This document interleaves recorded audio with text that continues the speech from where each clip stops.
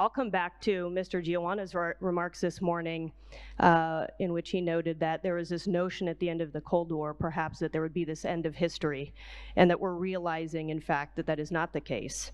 And there is this four-dimensional contest between the free world and authoritarian states, and it's four-dimensional. It's military, it's economic, it's cultural, it's diplomatic. And when it comes to technology, technology is at the crossroads of that competition.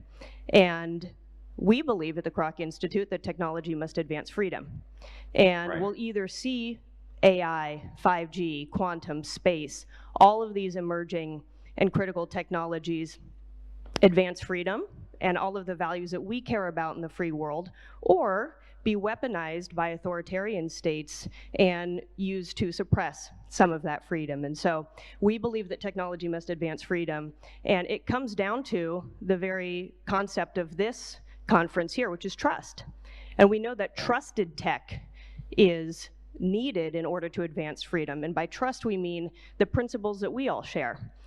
Respect for human rights, respect for the rule of law, respect for intellectual property, integrity, reciprocity, transparency, all of these things that bind us together in the free world have to be at the center of how we use new, critical, and emerging technologies. And it's a competitive advantage. And if you go back to some of the data that Dan was just highlighting in his research, trust is the ultimate accelerator for innovation, for freedom, and for prosperity. And so it's a competitive advantage for countries like Romania, who are on the cusp of a great leap economically, technologically, and culturally. And so it comes down to not just freedom and prosperity, but trust is the ultimate accelerator for that. But how do you get the gravity to go in the right direction there? And you know, yesterday here in Washington, we had at Summit for a significant conference on you know, basically AI and cybersecurity. Let's just take this for a minute. That AI, the notion is that artificial intelligence is an incredible tool. It can solve incredible problems for mankind and society. But cyber thieves and cyber criminals are getting many of the same tools that the cyber protectors have.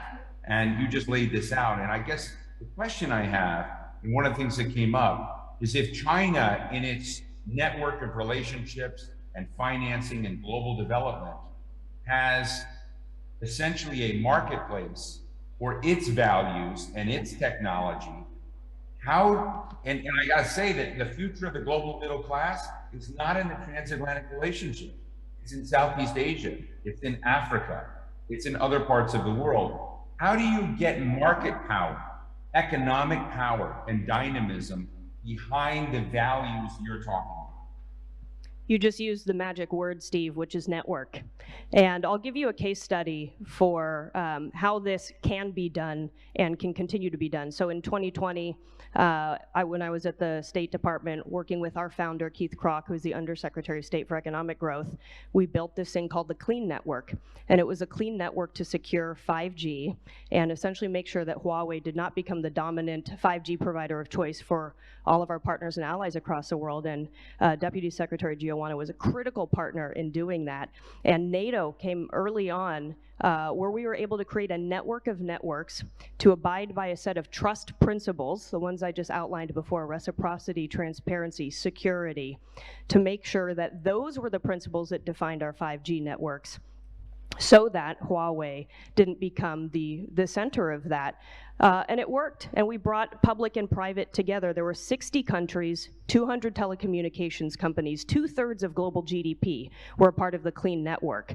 That is strength in numbers, and that type of network can be used to compete with other authoritarian states, not just in 5G, but all of these other critical and emerging tech sectors we just talked about, whether it's quantum, artificial intelligence, Steve, or some of these others are going to be very critical to our national and our international security. So working together across countries, across sectors, and public and private, organized all of it around trust principles, is the proven model for how this gets done.